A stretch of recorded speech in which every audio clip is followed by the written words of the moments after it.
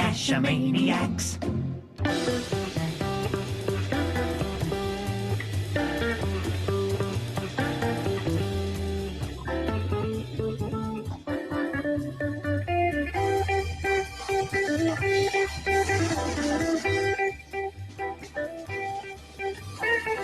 GeoGearHeads.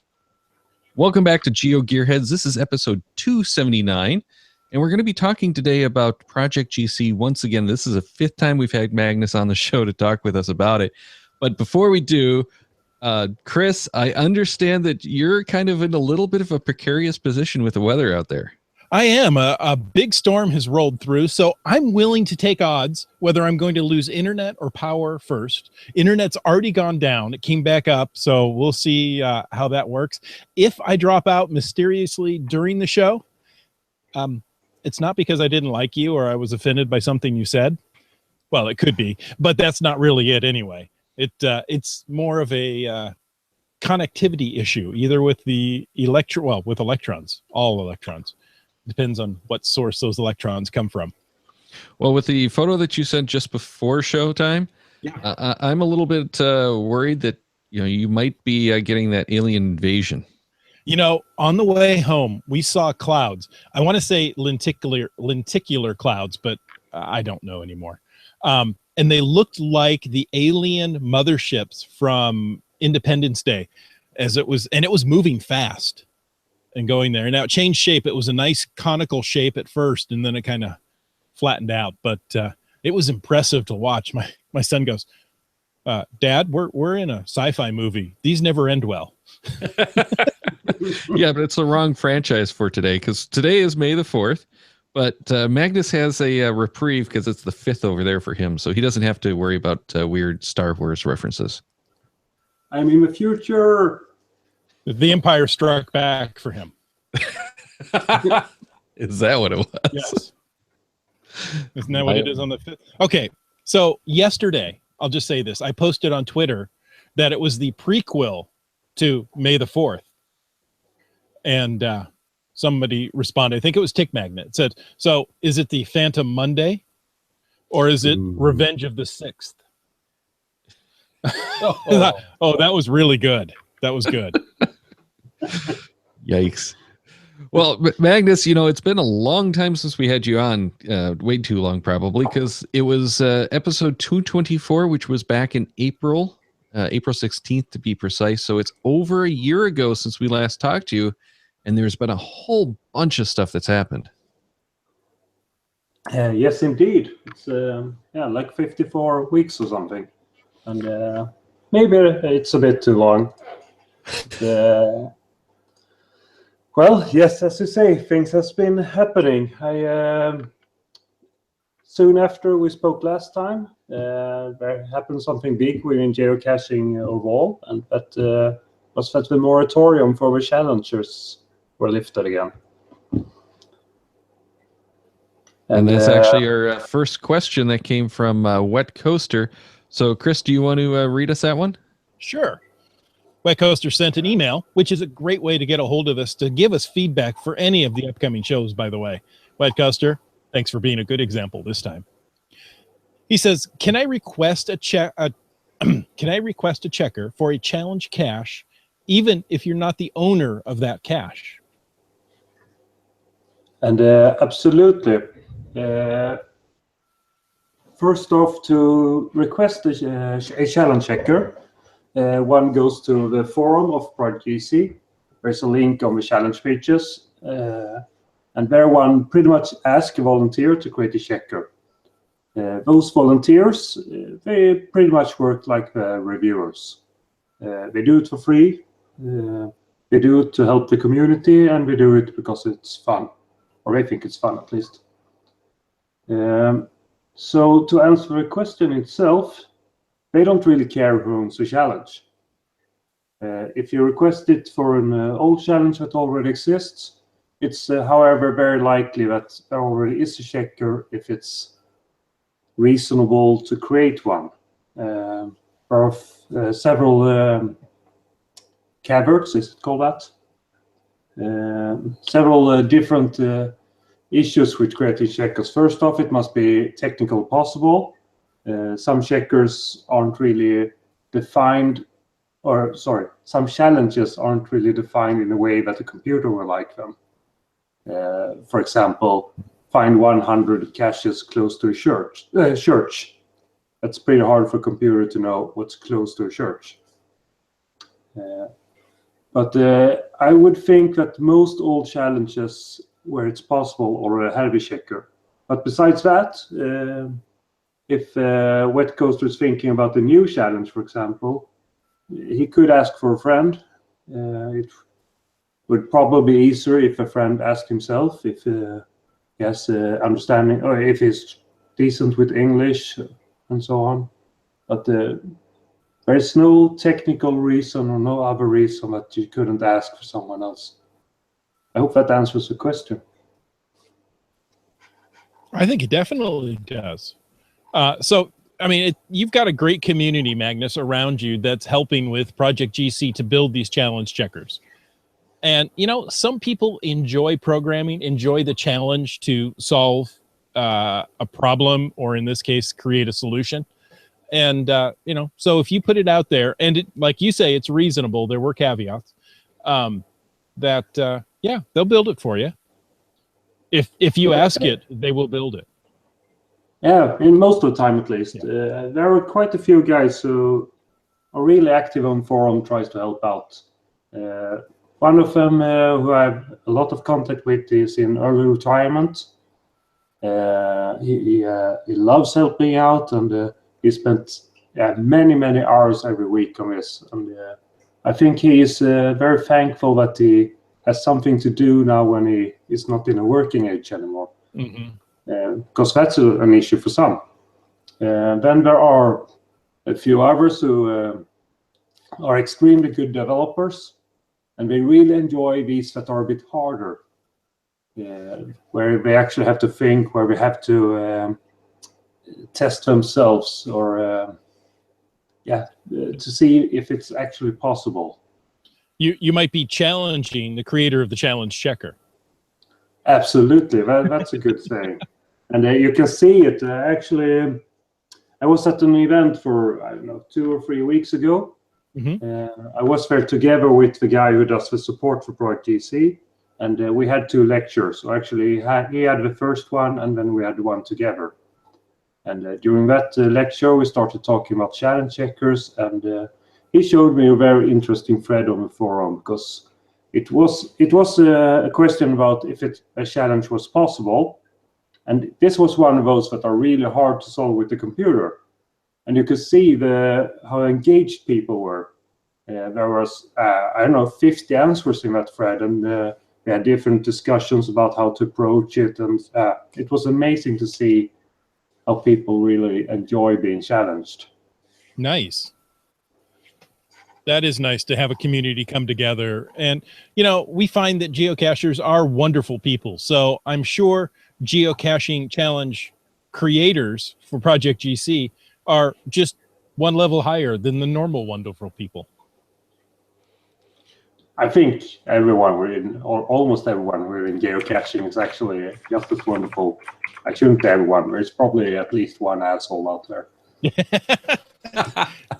Yeah, that's true. I've come across those. I might have been one of them. Well, let's move on to Team Avaju's email.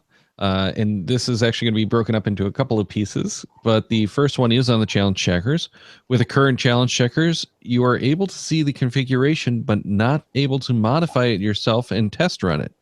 That way you don't have a sandbox environment for which you can test to see if a checker is what you are looking for before you submit it as a creation request and be utterly disappointed that it isn't. So can we get a sandbox tester for configuration changes to existing scripts? I almost have to read this again just to understand it, because I think I missed reading this one before we actually went live. Uh-oh. Yeah, this one is one that came in just before showtime. And I know, as I understand I read it. Yeah, as I understand it, he's basically looking for a way to test a modified challenge checker before it's actually posted. A pre-production environment. Yeah, okay. So I would like to explain how a challenge checkers works at first time. There pretty much are three parts in a challenge today. All challenges are required to have a challenge checker. So there is a challenge, which is a cache page at geocaching.com. Then there is a challenge script at ProjectGC. The script pretty much is a piece of code, normally about 100 lines of code.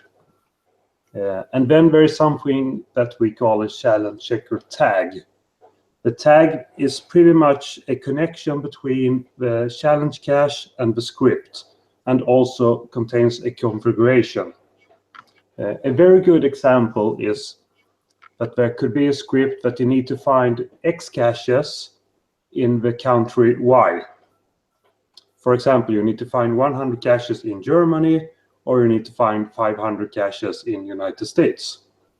But it's likely to be the same script, but you will have different configurations for it.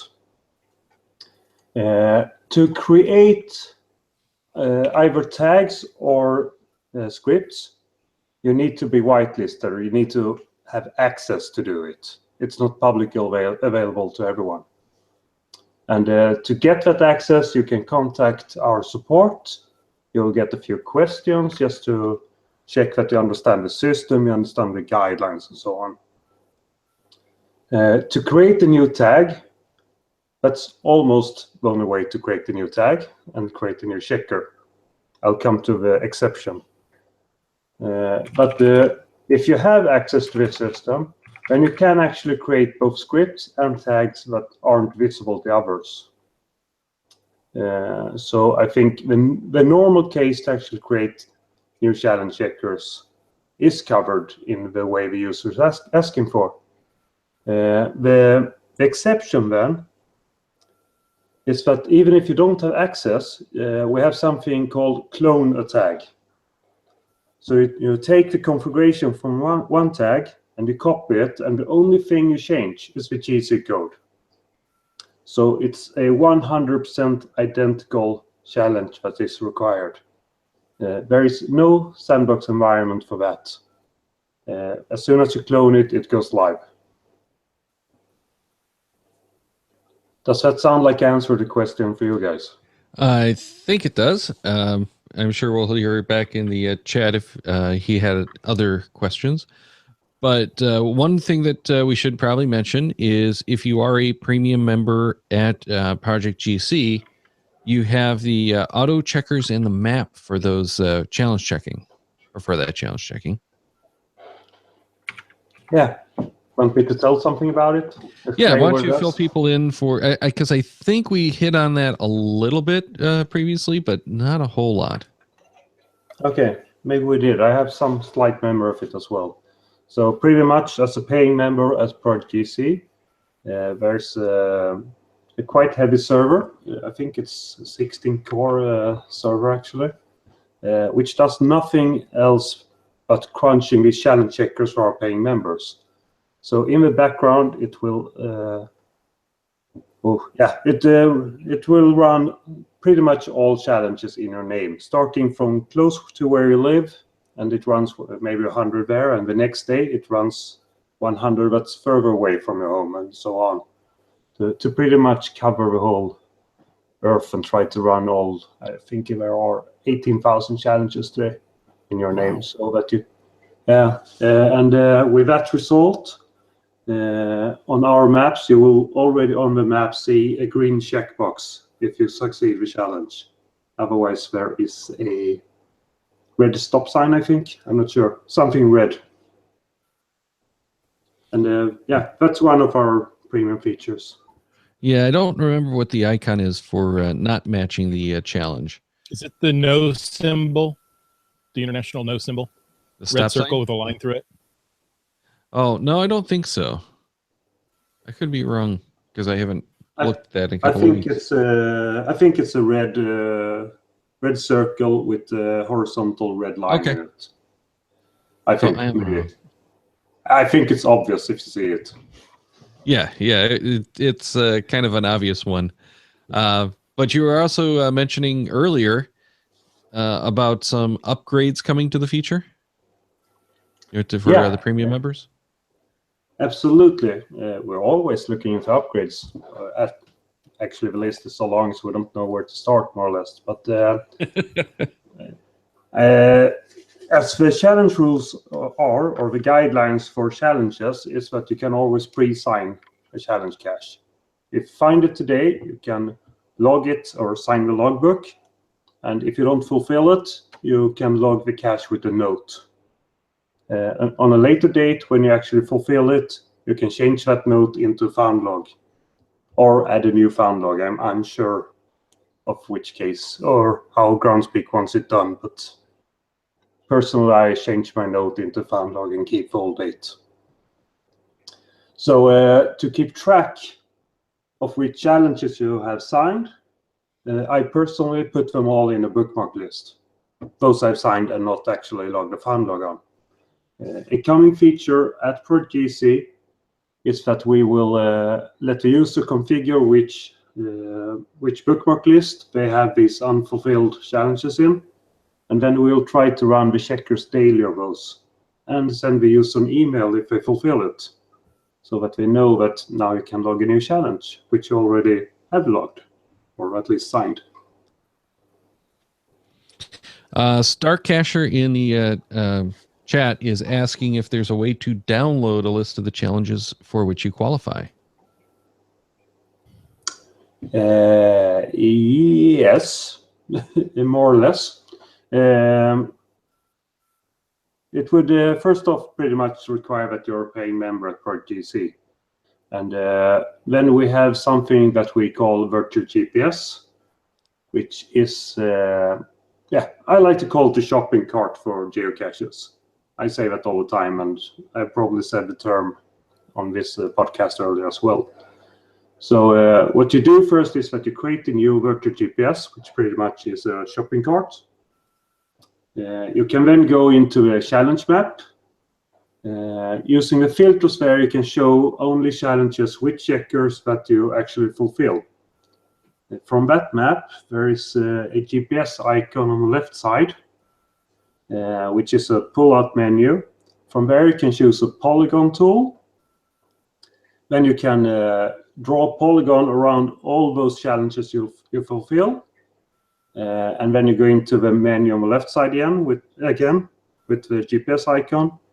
And there is some add icon there. I can't say how it looks exactly, but something with a plus, I think. And then you throw all those caches, which then are challenges you fulfill, into the virtual GPS system. And the next step would be to go into the virtual GPS system, which pretty much is a table of caches.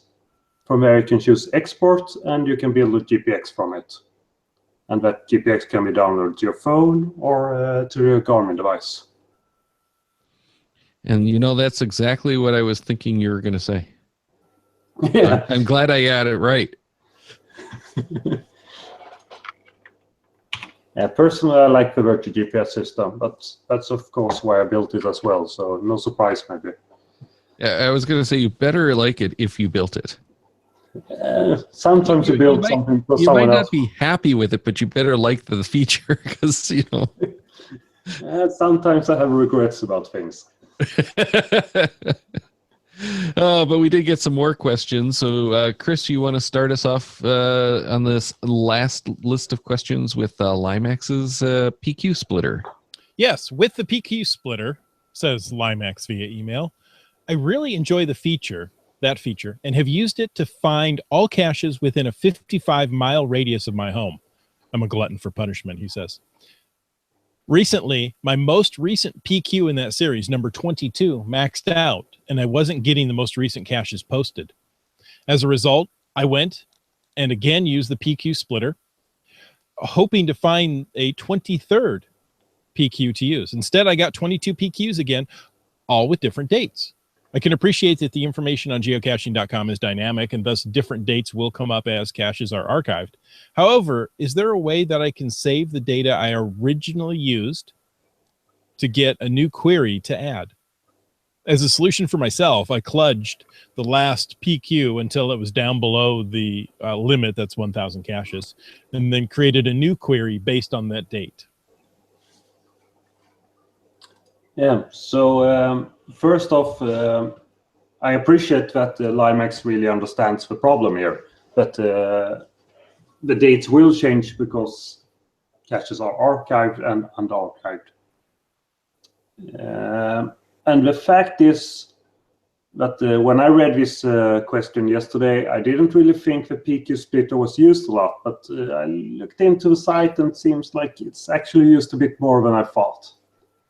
So I have been thinking a bit about it, and I might have some idea that we could implement. And in that case, it would be something like if you run it once, it will save a result.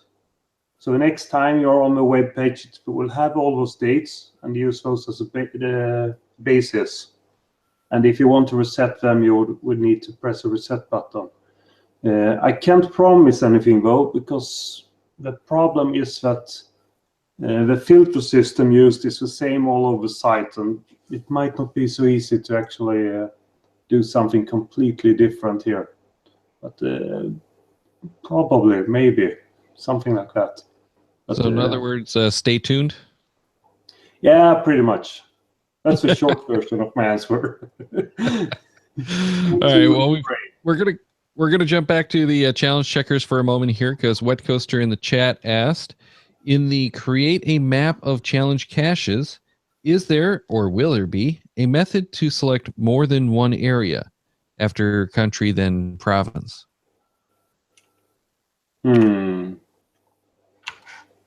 Just give me a sec.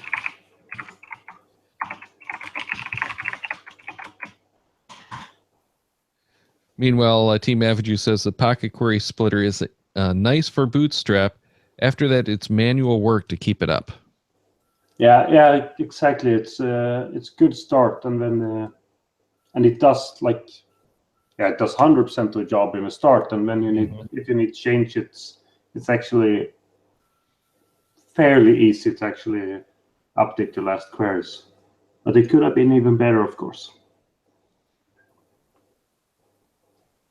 So I'm just loading the page where I see the map of challenge caches, so I know how it looks before I answer that question. Yeah, the problem with doing the development is you don't remember how anything works except for the last project that you were coding. Pretty much. The site is huge these days. Yeah. To be honest, I don't see a reason. Oh, maybe. It could probably be fixed.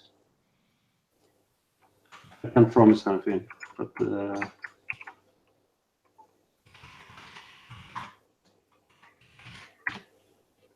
we'll look into it.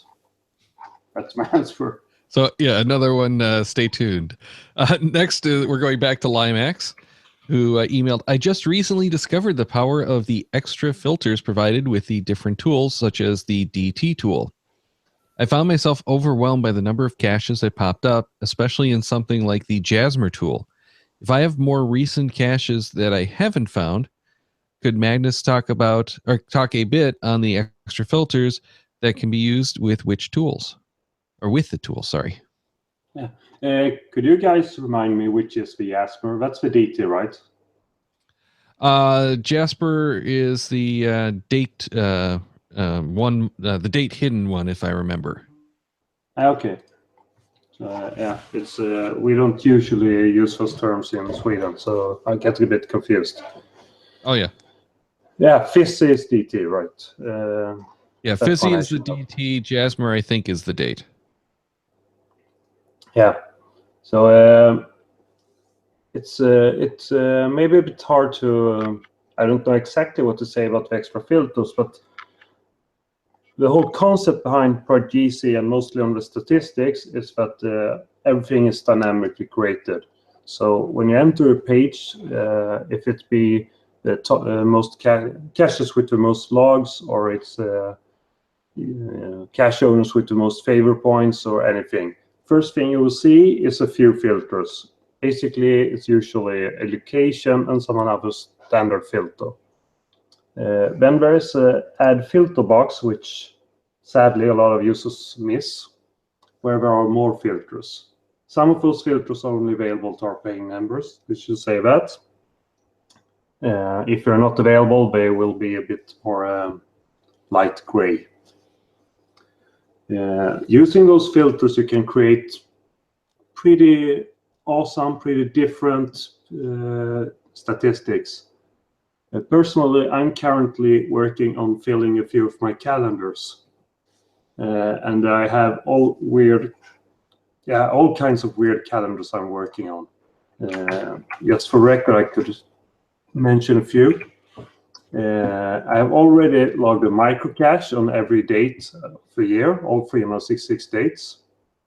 I have 9 caches left to fill my unknown calendar. I shouldn't say most people have it filled, but a lot of people has a full mystery calendar. I'm working on filling my small calendar. I have 4 dates left. The other calendar, so size other, 17 dates left. And then I'm trying to fill up, so I have 11 finds on every date. 12 left and so on. I'm working on filling my calendar with rating 1.5, 1.5. And I want a full calendar with D2. I want a full calendar with T2, and so on. All these calendars can be seen by using a tool in Tools menu called Need Found Dates. And using different filters, I can produce these calendars for me where I clearly can see what I need. And I think in many different pages at ProjectGC, you'll find filters where you can do things you might not even have imagined. Well, it sounds like you got plenty of work to do filling all those calendars, but it gives you some missions to go out and complete those. I was a bit tired about it 2 months ago, actually, but now the weather's starting to get better, and I honestly have quite a few dates left, so it's once or twice per week, and that's okay. It's worse when it's like 5 days per week, when you get pretty bored at it.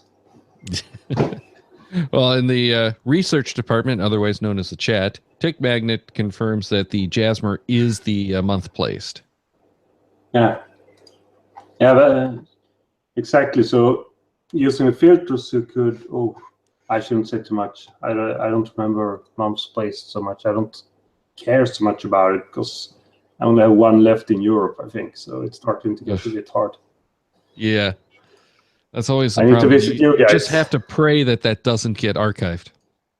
Oh, I don't think it will, like ever. Someone will always maintain it. Oh, we hope so. Let's move on to the next question, which came from Stark Casher in the chat.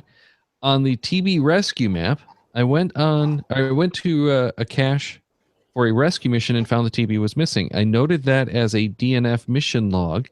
It still shows up on the map. Should that not be removed from the map? Yeah. So the whole TB rescue system was written in some form of panic, more or less. For those who don't know it, there was another site. I think it was called TB Rescue. Yeah, it was TB Rescue. I think we talked about that TB Rescue feature extensively on the last time you were on, because that was the big new feature at the time. Yeah, we probably did. So I'll just be super brief. So since they were going to shut down the site, we thought, hey, if people want this, let's build it into ProjectGC. So we had some contact with the owner and so on, but we didn't discuss much details. So our version of TB Rescue is pretty much designed with our own beliefs and ideas. And then, to be honest, we don't really handle trackables very much, so our experience was pretty low. But our idea related to these DNF logs were that we didn't want to remove a mission after 1 DNF log, because we wanted to know that it's actually not there. Sometimes it's a user who just doesn't find it, or maybe it's someone who wants to destroy for others and just logs DNF. So the system is designed to remove permission if there are 3 DNF logs. And already when writing this, we were considering 2. And I think we have actually meant to change it to 2 for a long time. So I actually did earlier today. It's not live yet, but in our development environment, it's now 2. So if there are 2 DNF logs, the mission will be canceled. Well, it kind of makes sense that you don't want to have just 1. And 2 is actually, I think, what Munzie is doing for their a DNF essentially on the Munzies. After 2, it goes into maintenance mode. So 2 seems an appropriate number. Yeah, I think so too, especially since I don't think there will ever be 3 DNF logs, because I probably wouldn't go look for 1 if I already see 2 DNF logs. Yeah, definitely. We talking about the development. You also had an update that went out not too long ago, talking about Polygon updates on Project GC. Yes, I think we have worked quite a lot with polygons lately, actually. I'm unsure of what I should mention today. I think we had a pretty huge newsletter going out about them as well, explaining a bit how we work with them. And I could take some brief summary from that. That sounds generally, good. Yeah, generally or maybe I should explain what it is first. So to determine if a geocache is located in, for example, Texas, we could either trust the user input at geocaching.com, where the cache owner says Texas, or we could use official map data to see if it actually is inside the borders of Texas. And we do later for most countries. If we look into county, then there is no county information at geocaching.com. So then it's even more important to actually have polygon data for this, or which comes from maps. So for most countries, we get this data from OpenStreetMap. And I think that's true for probably all countries, but a handful, like 5 maybe. Sweden, where I live, is an exception. United States is an exception, actually. Excuse me, I need to swallow some water. Oh, no problems at all. Meanwhile, White Coaster confirmed in the chat that the Munzie way of handling that is 2 DNFs or needs repairs on a Munzie, and that deployment goes into maintenance mode if there are no found logs on it after 1 month, or I think I'm going to add this in here, that I think you can do a owner verification as well. Then the Munzie is archived. So that's how they're handling it over there. Oh, so they are a bit more aggressive than geocaching.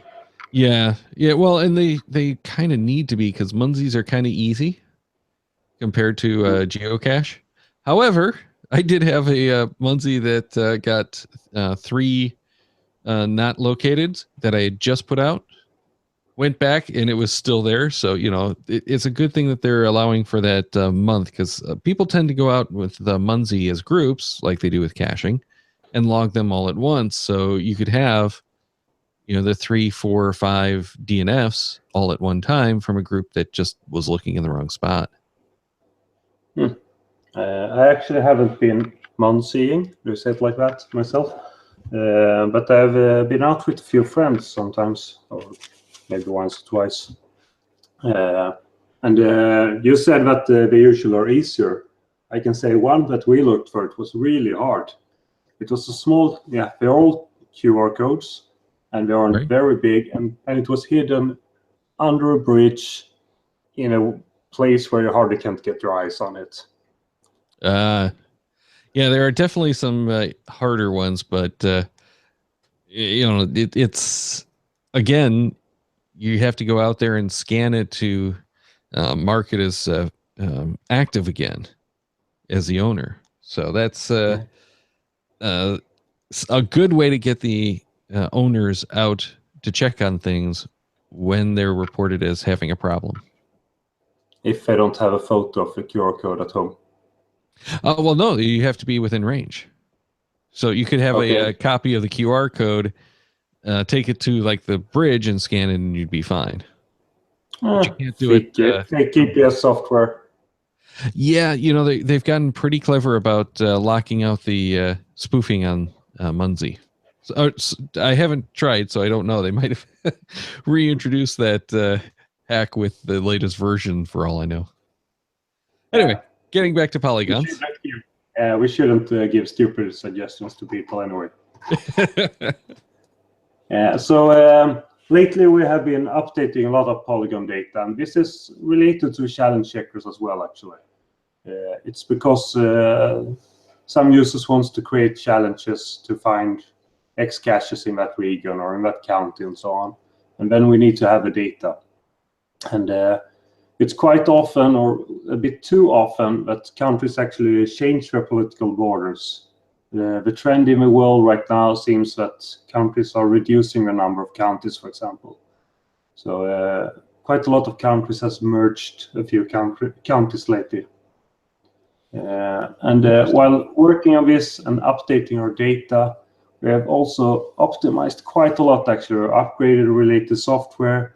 We have rewritten our code so that a lot of calculations are done once instead of like every time we use them. So I think we have made the whole polygon process probably 10 to 100 times faster as well, to reduce the load on our servers. Yeah, which makes it quicker for everyone to do everything else, not just the stuff that involves the polygons. Yeah, hopefully. Now, Team Avidue had continued that email with a couple of questions about statistics, and the first was, on average, how many changes are there to the caches, like creation, archive, text changes, and how many logs are being created per week? Yeah, so quite honest, I don't really know.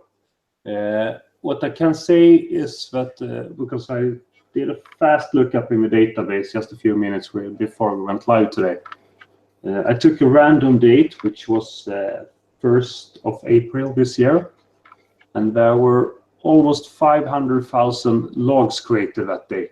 And that's logs on geocaches. So I will find logs, notes, owner's maintenance, and so on. I think it was like 450,000. I then realized that it was a Saturday, and I thought, hey, Saturdays are the worst, or those with most activity. So I checked the Wednesday after, and that was down to like 150,000 logs.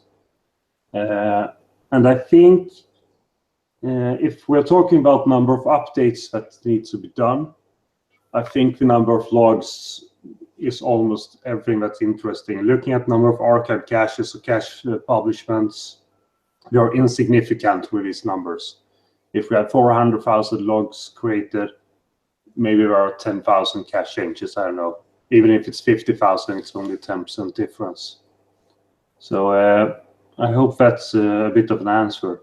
And that's a fun fact that's quite related, because I guess I can guess why he's asking. He wants to know how heavy it is to actually keep updating this stuff. And I then looked into our master database, and can say that it handles, or since its uptime several weeks ago, it has an average of 36,242 queries per second. And that's only one of our 4 database servers. That's unreal as far as what a server's doing.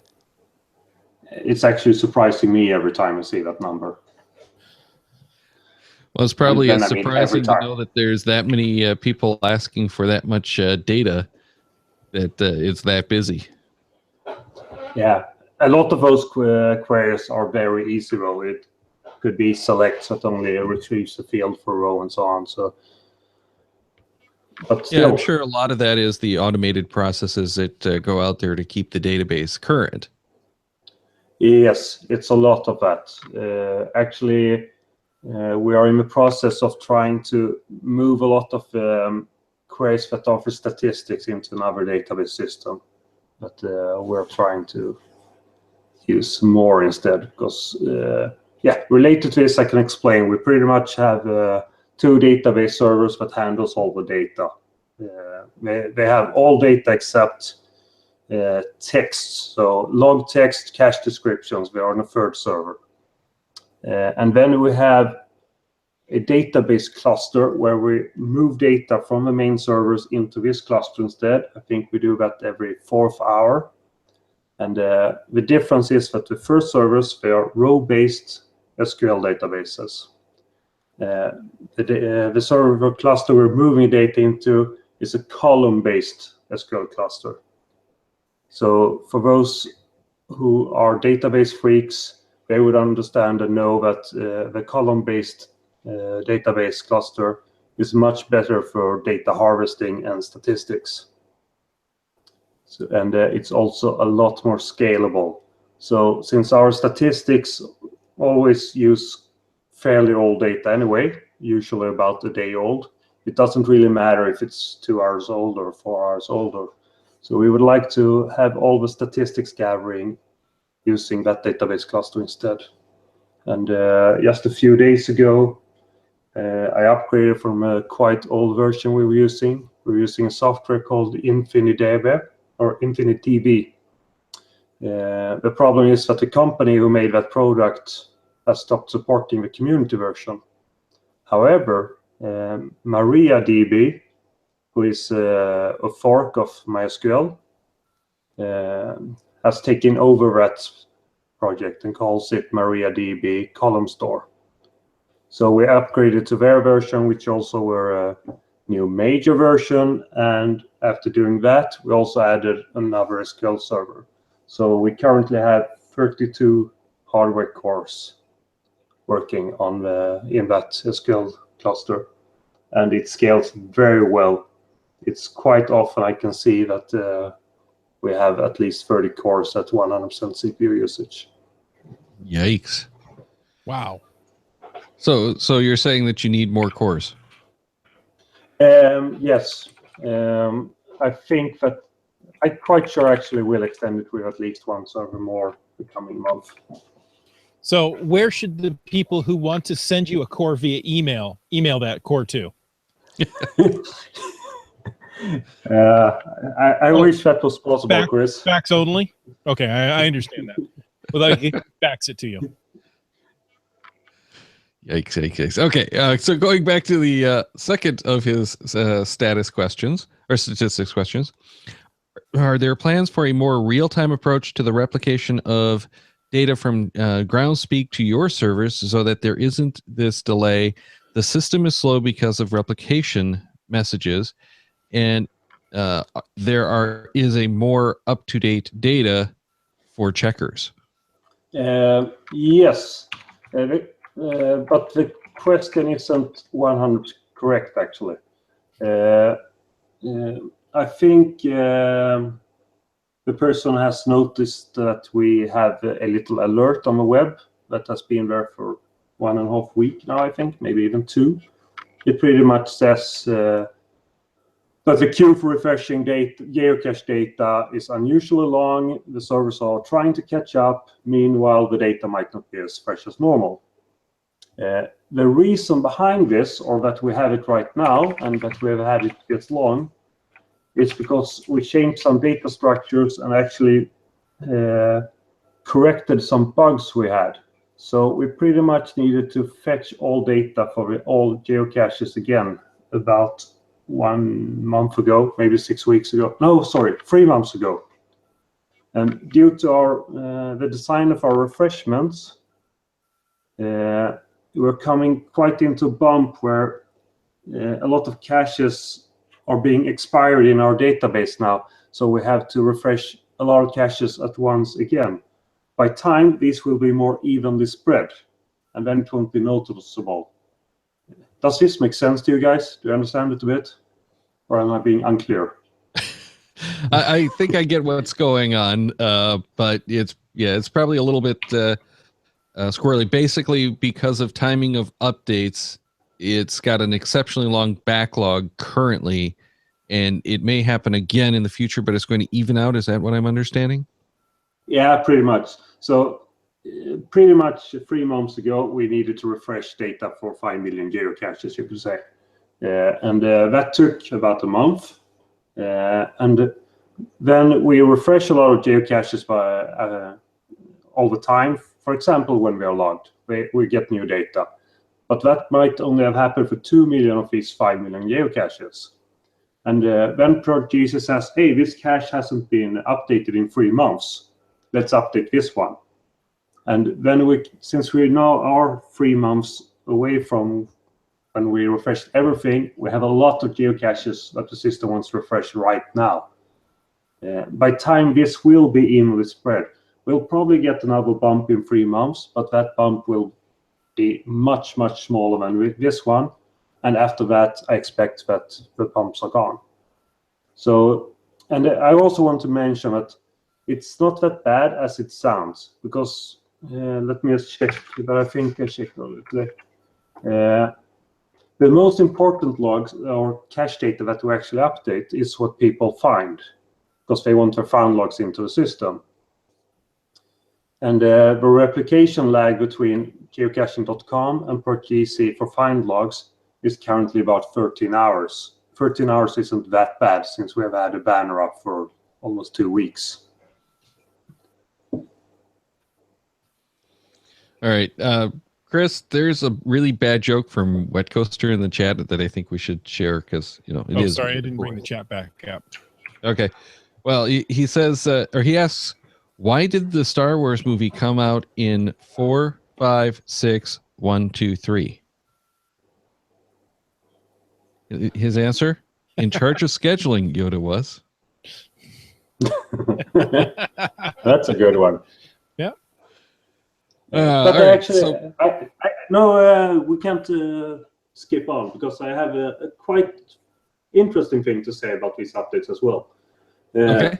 This is also a bit of a fun fact because I was actually speaking to Geocaching HQ earlier today before I got this question. And I think, it's still under discussion, but I hope that we'll have some changes in how PortGC updates find logs, which would mean that the replication actually will be lower in the future. Currently, we say that found logs normally falls into PortGC after 24 to 36 hours. With the design changes we're looking at, I would say we can reduce that a lot. Excellent. All right, we are running near the end of our time, but before we let you go, we got to hear about the GeoCoins. Yeah, so I should have had those ready, just to show. So I fled down to the floor. Yeah, as he goes digging under the desk. We can still see you. Let's see. So PortGC has produced new GeoCoins that look like this. Oh, nice. They are produced by, I think it's pronounced GeoGearHeads, but I'm not sure. We are from Czech Republic. That was the silver variant. And we have 3 GeoCoins available. Here's the copper. And the back look like this. Ooh. Very and good. if you actually could see the tracking codes, you can log them because they are registered. Oh, I almost had it. And this was the gold one. Nice. Yeah. They went out of focus, or they didn't focus quick enough, so I don't think anyone caught those codes. Yeah. If they want them, they can find them in the news at PortGC. They are photographed there in fairly high resolution. Ah, cool. So these are more or less brand new.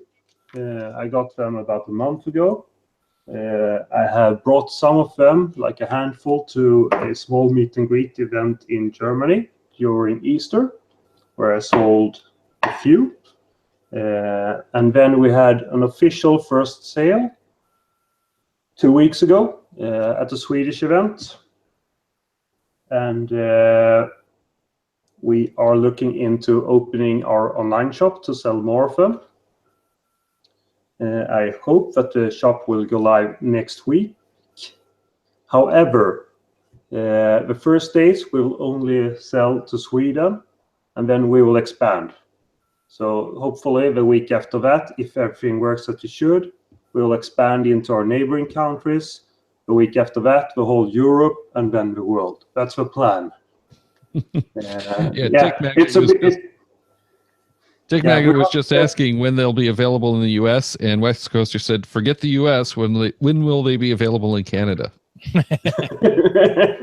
I'm quite sure U.S. and Canada will be at the same time, so they can make peace with each other.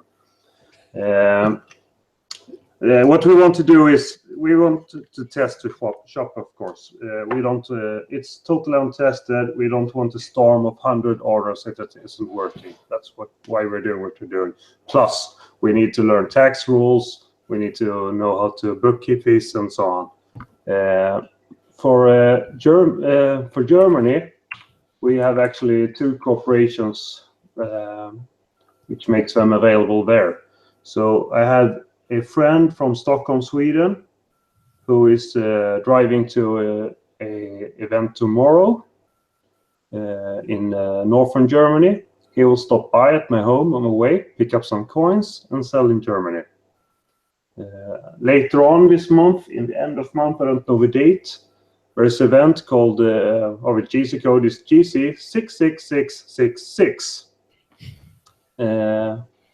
They will sell the coins as well. So during May, there will be coins available at 2 places in Germany, one time in the north and one time in the south.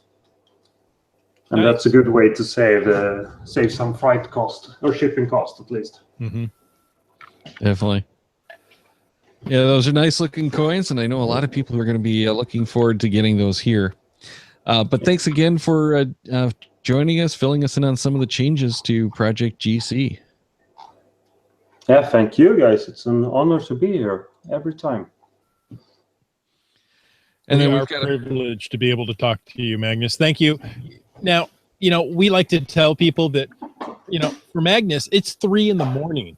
He stayed up to do this. So, well, isn't it like 4 in the morning now? 4 a.m. now. Yeah. Does it matter after 3 a.m. what time it really is? Nothing good happens after 1 a.m. That's right. I would say as soon as I connected, start drinking Red Bull, I woke up again. So now I can go for another 20, I think. So we appreciate your sacrifice to be on the show. And, as Tick Magnet says in the chat there, we all love Project GC. So thank you very much. Yeah, thank you guys. I love the love. And we do have a bunch of great shows coming up next week. We're going to be doing episode 280 with Dano of Team Pugach, talking about gearing up your bike. Then we're going to be talking with Limax, who has way too much information to get into one show about GPS tech. So we're looking forward to that one as well. Can we just run that to like a 4-hour show? I don't know that any of us would survive a 4-hour show talking about GPS tech. We'd have to maybe break it up into 4 1-hour shows. Okay. So I'm sure that one's going to be coming around again. But on the 25th, we're going to have randomized leave. It's 57. 57. Yeah. I can't do it anymore. Anyways, it's Coach V who's going to be on there, who most people will know as the CZO of Munzie, and he's going to be taking off that hat to talk to us about a number of different things. Then June 1st, we're talking once again about caches along route, that cool premium feature that so many of us should use and aren't necessarily using. Tough to use with all of this nice data we have here in the US. But until those shows come out, make sure you check the Cachemaniacs website at cachemaniacs.com for more on the GeoGearHeads, including show notes from this and all our episodes. We love hearing from our listeners. So leave us feedback by emailing geogearheads at cachemaniacs.com or through social media. Your support helps keep the Cachemaniac shows coming. Please consider becoming a patron through the link on our website to support the Cachemaniac shows. GeoGearHeads is produced by Chris Umfenauer and Daryl Wattenberg. This show is copyright 2017 by Daryl Wattenberg. All rights reserved.